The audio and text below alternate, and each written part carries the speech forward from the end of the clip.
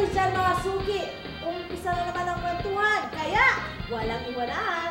Samahan nyo kami as we go north sa province of Cagayan, kung saan makikilala natin ang mga warm and fun-loving Cagayanos at ang kanilang mga patok products. Sisilipin din natin ang naganap na negosyon doon. Siyempre, di pwedeng mawala ang tatak negosyong truly Cagayano, ang Lighthouse Cooperative. Ako po si Lava Rivera, ang inyong kago-negosyo.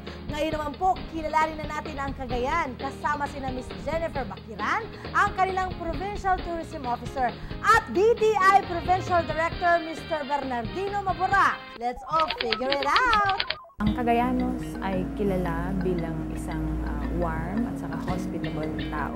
Masayahin ang mga Cagayano.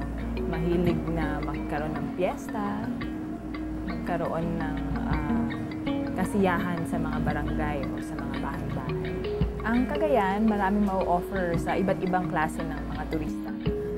Pwede namin i-offer ang pilgrimage tour. Meron tayong mga iba't ibang centuries-old brick churches dito sa Cagayan. Kung gusto naman ng adventure, meron tayong caving adventure, meron din tayong whitewater rafting, at meron din tayong sports activities. Ang Cagayan ay ang caving capital ng Philippines. Sa mga beaches naman, meron kaming 5 islands available na may mga white sand beaches, merong black sand also, at meron din parang cookies and cream ang sand. Meron tayong tinatawag na Agaw na Cagayan na sinaselebrate namin annually, province-wide. We do this on June 29. Ang ibig sabihin nito, Araw ng Cagayan. Ang aming priority investments yung sa agriculture, kasi nga ang number 1 na dito ay livestock at saka yung farming. Madulo ka mo, that is welcome in Ibanag. We are inviting you to come to Cagayan and experience and enjoy our tourist attractions and be welcomed by the warm greetings of Cagayan. Maraming salamat. Ito kasi Cagayan ay agricultural economy ito. So ang key products nito, ang key products namin dito ay processed food. May wood furniture din kami. Merong village na nagproduce ng metals or metal craft industry. Then we do have also a bricks and pottery producing village. Yung mga 80% of our municipalities have as their auto product processed food items. Yung key challenges nga dyan is yung first, yung identification of the products that has the chance to be sold in the market. And the other one is how to help them expose their products to the market. And through the regular fairs that are being mounted by the DTI in coordination with the local government units and the SMEs themselves, we were able to expose them to the provincial and the national fairs that are regularly mounted by DTI annually. Ang major challenge na inimpose sa amin ngayon ng aming regional director, si RD Maria Esperanza Sibanyares, na mag-identify ng 5 small and medium enterprises per municipality, and then magkaroon ng yung bawat SME na yan na mag-create ng about 5 new products, in the process helping in the promotion and development of SMEs. Makatulong din tayo sa pag-generate ng jobs and contributing towards the alleviation of poverty in the countryside. We're inviting our constituents, so kababayan at taga rito sa Maynila, mga ganon, sa iba't ibang lugar ng Pilipinas na puntahan o pumasyal sa Cagayan. At if you go to Tuguegarao City or the province of Cagayan, there are various attractions that you can also see in the province. Keep it here mga suki dahil susunod na ang Cagayan's Big Times List sa pagbabalik po ng Go Negosyo. Kaya mo tagumpay sa kahirapan!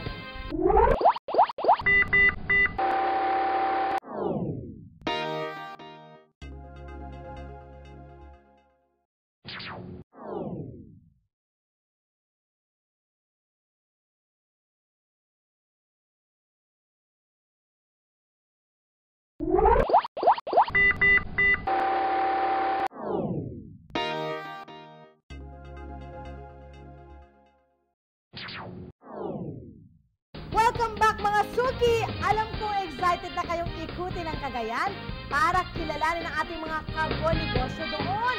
Huwag na nating patagalin pa. Silipin na natin ang Big Times List. Gaya nga ng kwento nila Miss Jen at PD Maborang kanina, kilala raw ang Cagayan sa masasarap at iba't ibang pansit, kaya naman di pwedeng di namin ito matikman. Pansit Bacanyo, let's go to the pansit expert, Miss Gloria Singson ng Nathan's Pansiteria. Pumili kami ng negosyo na pwede kong bantayan and at the same time mabantayan ko ang anak ko. So we choose tong bakery. Pansit Kabagan, ang difference niya sa regular na pansit, wala siyang fats, wala siyang mantika. So dry lang siya. Malaking tulong ito sa pag-aaral ng mga anak ko. Plus, meron pa kasi akong 3 pamangkin na pinag-aaral. Talented din ang mga Cagayano sa pagpapanday, kaya naman ginawa din nila itong kabuhayan. Nagsimula ako nagpanday nung 17 years old ako. Tinuruan ako ng tatay ko. Bali dito kami kumukuha ng pambuhay namin sa mga pamilya namin. Saka yun din ang isang kinukuhanan namin ng pag-aaral ng mga anak namin. Dahil mayaman ang lugar sa clay, isa rin ang pottery sa mga patok industries doon.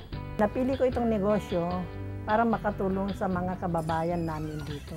Makatulong din sa pag-aaral ng mga anak nila, yung kailangan nila sa mga bahay nila. Nakatulong itong negosyo sa pag-aaral ng mga anak ko at saka sa mga kailangan ko sa bahay. At nakatulong din sa mga gumagawa ng mga paso sa amin. Kung poultry products naman ang pag-uusapan, di pa huhuli ang Cagayan dahil meron silang fresh na manok, ang Fresh Kanok. Nagsimula ang aming negosyo noong 1992 as a subcontract hauler na isang malaking kumpanya. Naisip ko na magpalaki ng sariling manok. Nag-start lang kami sa 30,000 capacity para at least kahit papano meron kami may supply when it comes na magkakaroon na naman ng ganun na crisis ng supply. Itong negosyo na ito nakatulong sa komunidad para sa, siyempre, yung employment nandiyan. No? So far, meron kaming 200 plus na kami na dito, yung empleyado ko. Around mga 60 yung regular employees. And then, the rest of them are contract. Sa pamumuhay, at least, kahit papano, napapaaral ko yung mga anak ko, may bibigay ko yung tamang suporta sa kanila. Hep, hep, hep! Abay, di pa natatapos dyan mga suki. Di rin pauhuli ang mga Cagayanos pagdating sa furniture na pang-international ang dating. Napili nila itong business kasi mahilig si Daddy na mag-design ng mga dining set, ng mga bed. Kaya siguro sinuwerte na rin, kaya medyo nag-click naman yung business namin. Kaya hanggang ngayon ito pa rin yung business. So, nakatulong to sa amin sa pag-aaral namin. Siyempre sa pag-put up ng mga lumang bahay, nakakatulong din sa mga ibang taon, like yung mga carpentero namin, gano'n. Fun-loving daw ang mga Cagayanos at ang way of having fun ng Intrep na pasok sa ating listahan ay ang pagkain at pagluluto. Kaya ang resulta, negosyo. Start itong business since 1986. Wala lang, para lang hobby. Gusto ko lang malibang na everyday maging busy. Nakakonsentrate ako ngayon sa shrimp powder, shrimp paste, and lately, mayroon akong 7 branches in City Mart in Batangas City. Nakakatulong doon kasi nadagdagan ng employment namin. Dati ang tao lang namin nag-aano lang sa restaurant, pero ngayon siyempre, nadagdagan din yung mga nagluluto, yung mga nagpapak, yung mga dicers, supervisor, drivers. Kasi nga sa Manila, mayroon kaming driver na nagdi-distribute ng mga product. May mga dicers na nagtitinda ng sa mga supermarket. Sa dito naman, nakakakabili ako sa mga fisherman. Nadadagdagan ng nilang buyers nila. Ako na yung bumibili. Nagkakatrabaho pa ang mga tao dito. Dahil siyempre akala ko noon, yung alam mo naman business, mayroong ups and down. Akala ko, sa 25 years in business, as restaurant owner, hanggang doon na lang ako as restaurant. But dahil nagkaroon ako ng food products na pagpaprocess niyan, hindi pala yun ang end ng pagiging restaurateur, kundi pagiging pa ding food processor na mas malaki ang market not only in Cagayan but also in outside Cagayan and going global.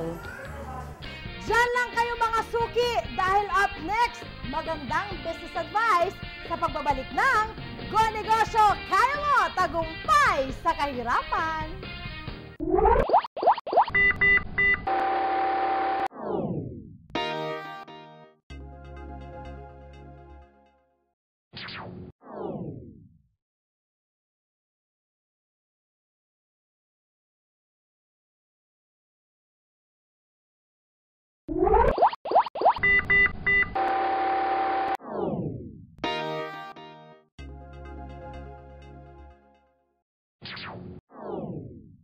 Nagbabalik po ang Go Negosyo, kaya mo!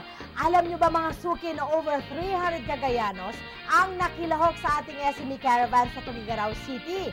Kaya naman silipin po natin ang mga kaganapan doon at pakinggan ang ating mga entrepreneurs dito sa Magandang Business Advice.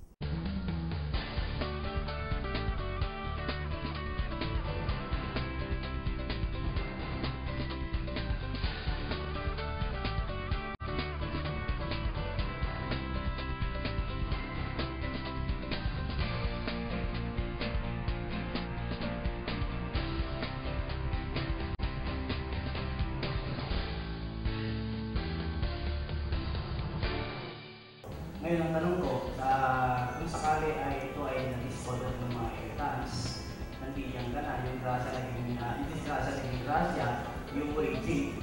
Ngayon ang nandiyan ka na, dumating naman ang hindi lang bagyo o pulos sa buhay, yung mga magkakasayang ng bata, nagkakaroon ng financial distress, at mga iba pang mga factors. Ngayon saan ka kung pwedeng, saan pwede naman makahingi ng technical o psychological advice or tulong rehabilitation, lalo na sa financial rehabilitation. At marami sa mga business sa Pilipinas po, mga situations na gano'n mo, no? Dapat isasama natin first and foremost sa ating plano. Mga hindi accounted for na situations, mga calamities mo na, you have to be prepared. But if you need assistance, we have different government agencies, different organizations who offer support, especially during times of crisis. Lapitan nyo ang PESO Office, ang DOLE, ang DTI, ang Justice para makatulong mo sa inyo. So, they would normally, especially time of crisis, they would have programs for that.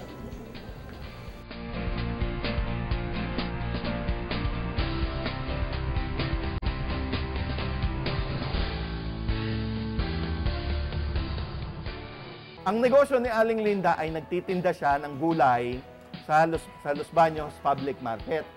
Ang kanyang pwesto ay isang napakaliit na pasilyo. Okay. Wala pang 1 meter yan.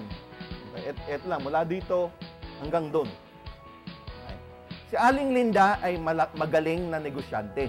Kasi dyan sa maliit na pasilyo na yan, napag-graduate ng college, ang anak na babae, nakabili ng jeepney na pinapasada ng asawa, nakabili ng tricycle na pinapasada ng anak na lalaki, at nasa college yung isa pang anak na babae.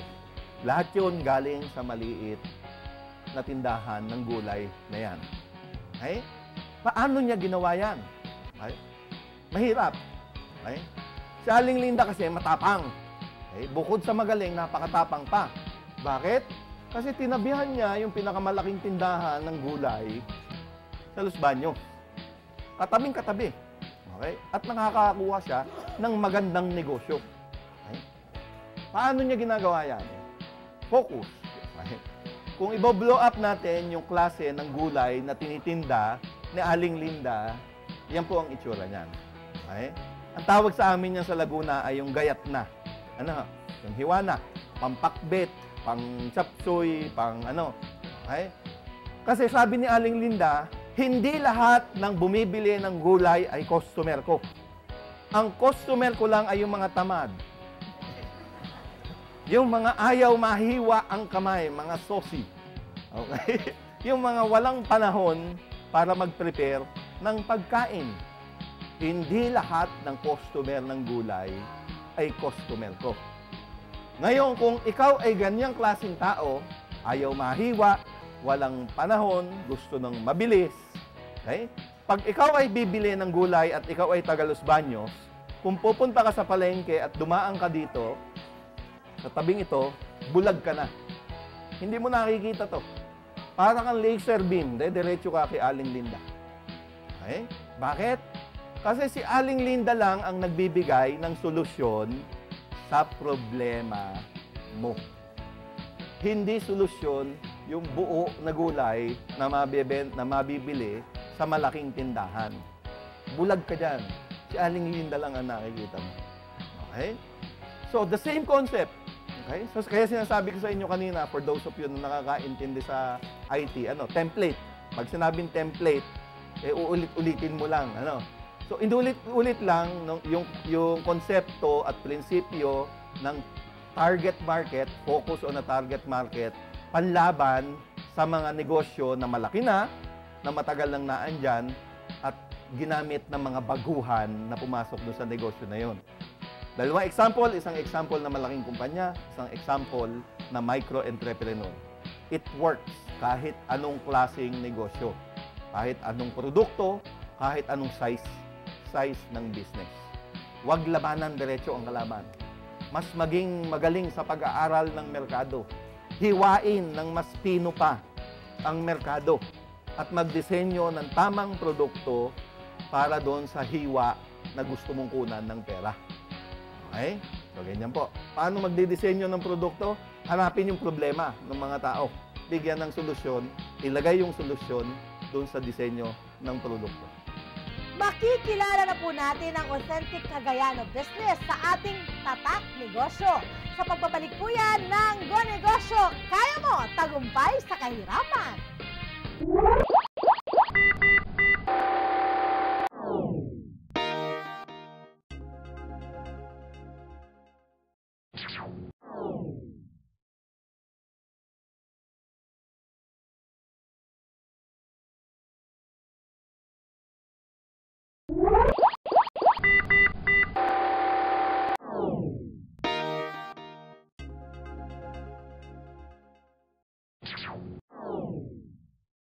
Welcome back mga suki! Nako, interesting ang kwentong ibabahagi namin sa inyo ngayon dahil kakaiba ang motivation behind the birth of this business.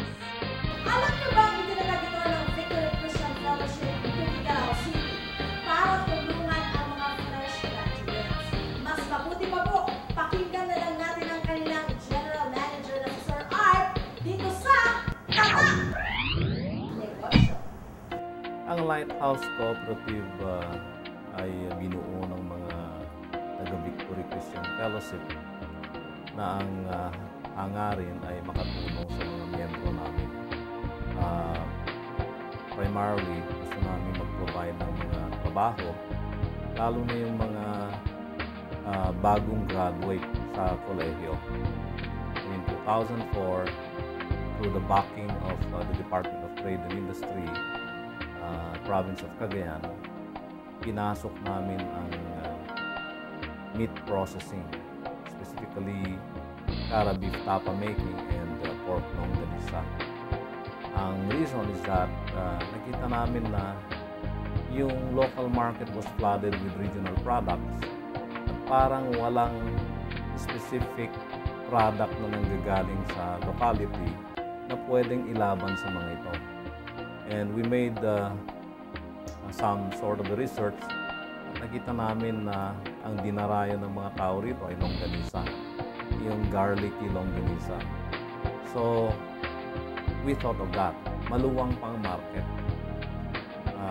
Hindi pa namin nabibigyan lahat ng mga groceries. In fact, SM Save More is now asking us to open any Save More branch Ang medyo challenge lang sa amin ngayon is to be able to sustain yung production. Kasi itong facility na to, bago pa lang ito. But in the near future, we are hoping na lalawak ng gusto yung market coverage namin. Number one na challenge sa amin, especially itong Carabao, kasi ito yung pinakamalaki namin, Carabao Chicharon, I should say, yung acquisition of raw materials. Kasi maraming mga local producers din dito. Ang problema, yung raw materials, siniship out nila papuntang Bulacan. So, ang nakikinabang dun sa raw material ay hindi taga rito. Kaya ang ginawa namin, we competed head-on dun sa mga existing na traders ng balat ng kalabaw. So far, naka-stabilize kami kaya sustainable na yung supply ng raw material. Ang basic goal namin ay makapag-create ng trabaho.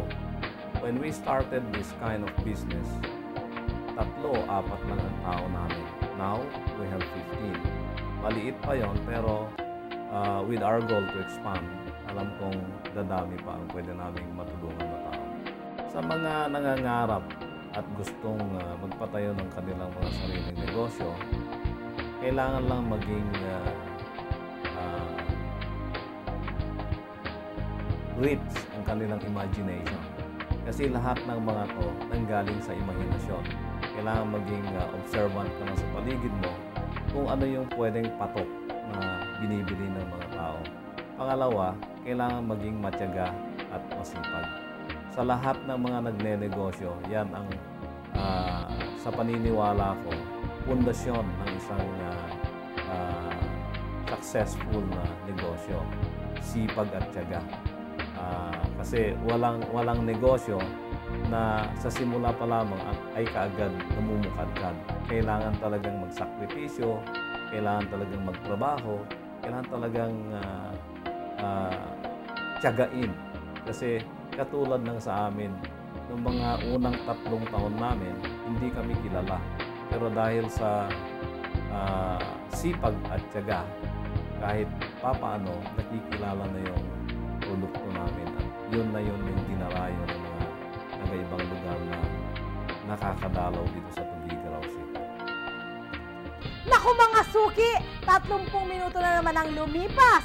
Sana ay nakapulot kayo ng inspiring advices mula sa amin at sana nakatulong din po kami sa paglago ng inyong business kaalaman. Muli, ako po si Lava Nivel at ito pa rin po ang inyong #1 at trusted negosyo partner on TV, ang Go Negosyo, Kaya Mo! Tagumpay sa kahirapan!